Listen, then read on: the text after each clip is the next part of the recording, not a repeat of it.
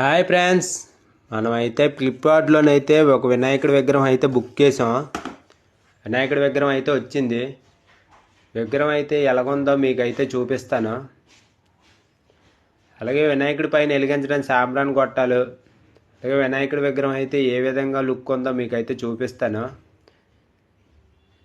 చూడండి friends.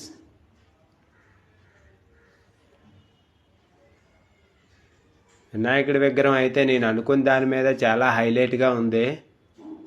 Shining అయితే చాలా సూపర్గా మంచి కలర్ఫుల్గా ఉంది వినాయకుడి విగ్రహం. చూడండి. అలాగే మీకు ఇలాంటివి కావాల్స్తే ఏ దేవుడి విగ్రహాలు కావాలన్నా మన ఫ్లిప్కార్ట్లో అయితే అందుబాటుగా ఉన్నాయి. మీరు కంపల్సరీ ఫ్లిప్కార్ట్కి వెళ్ళి చూసుకొని మీకు నచ్చిన దేవుడి విగ్రహాన్ని అయితే సెలెక్ట్ చేసుకోండి. నాకైతే ఇది 150 రూపీస్ పడింది. ఇలా సాంబ్రాణి గొట్ట వెలిగించి పక్కన ఉన్న హోల్ పైన అయితే